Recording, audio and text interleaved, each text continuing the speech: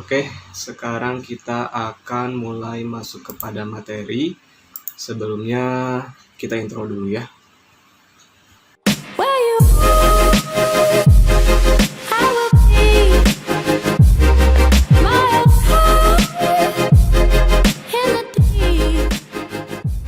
Objek kajian sosiologi. Untuk objek kajian sosiologi itu simpel saja ya. Objek kajian sosiologi adalah masyarakat ya. Masyarakat yang dikaji adalah hubungan antar manusianya dan proses yang muncul dari hubungan manusia di dalam masyarakat ya. Jadi untuk objek kajian sosiologi itu adalah ya kita sendiri kan adalah masuk ke dalam tatanan masyarakat ya.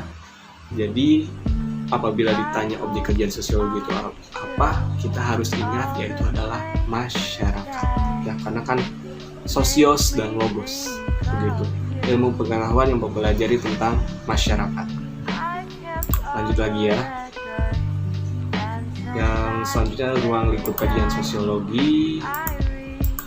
Untuk ruang lingkup kajian sosiologi ini ada 3 ya, sebenarnya sangat luas. Untuk ruang lingkup kajian sosiologi itu hampir semua bidang dan hampir semua aspek sosiologi itu bisa masuk ke dalamnya ya, bisa masuk ke dalam agama, pendidikan, kebudayaan dan sebagainya. Tapi saya ambil dari buku saja ya. Ada 3. Yang pertama ekonomi beserta kegiatan usahanya seperti produksi, distribusi dan sumber kekayaan alam. Yang kedua masalah manajemen, yaitu pihak-pihak yang membuat kajian berkaitan dengan apa yang dialami warganya. Pihak-pihak yang membuat kajian, berarti ini sudah masuk ke dalam manajemen dalam masyarakat ya, karena berkaitan dengan yang dialami warganya. Sejarah berhubungan dengan kronologis, misalnya usaha manusia berdasarkan catatan jejaknya. Nah, untuk yang sejarah, sosiologi tidak akan jauh dengan sejarah, karena selagi manusia atau masyarakat ada, di sana sosiologi akan terus berkembang. Nah, catatan-catatan atau jejak manusianya dari masa revolusi industri di Inggris sampai revolusi di Perancis sampai sekarang itu kan adalah catatan jejak dari manusia. Dan selama itu pula sosiologi terus berkembang sampai saat ini. Terakhir, kegunaan sosiologi di masyarakat.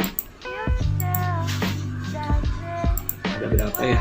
Ada 3. Yang pertama, ini sebenarnya kalau dalam buku sangat luas ya, tapi saya rangkum karena ini adalah materinya adalah rangkuman materi dari kelas 10. Yang pertama adalah perencanaan sosial, merupakan suatu kegiatan untuk mempersiapkan masa depan individu di masyarakat. Jadi dirancang dulu nih perencanaan sosial untuk mempersiapkan masa depan yang ada di masyarakat. Tujuannya adalah untuk mengatasi kemungkinan munculnya masalah-masalah saat terjadinya perubahan. Ya, ketika misalnya yang sedang hangat RUU Omnibus Law ya, itu masih rancangan undang-undang Omnibus Law, itu sebenarnya adalah suatu perencanaan sosial ya.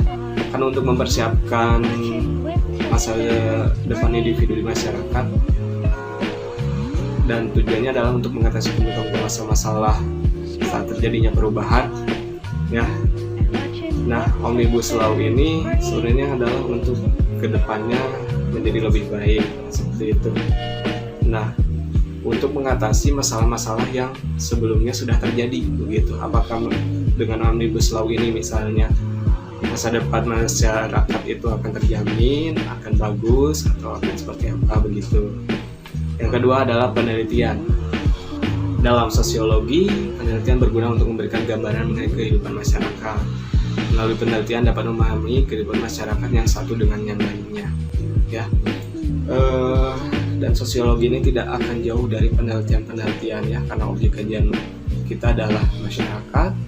Ya, jadi berguna untuk gambaran mengenai kehidupan masyarakat, karena masyarakat itu tidak hanya misalnya di Jawa Barat saja, masyarakat kan dari berbagai daerah begitu yang berkaitan dengan satu dengan yang lainnya, dan karakteristik masyarakat itu berbeda ya. Jadi gambaran dari masyarakat itu nanti seperti apa kita teliti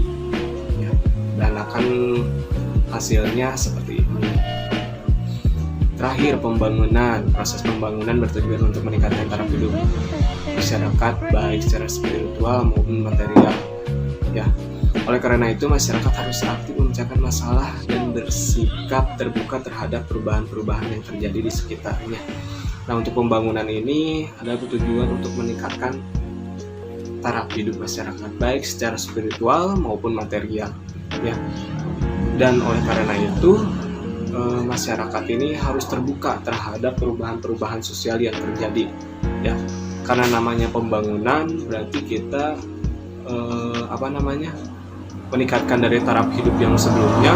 Ketika ada perubahan yang terjadi, kita harus bisa membangun diri kita ya secara spiritual maupun material. Untuk hari ini, untuk video pembelajaran ini dicukupkan saja. Terima kasih banyak sudah menonton. Wabillahi taufiq wal hidayah. Wassalamualaikum warahmatullahi wabarakatuh.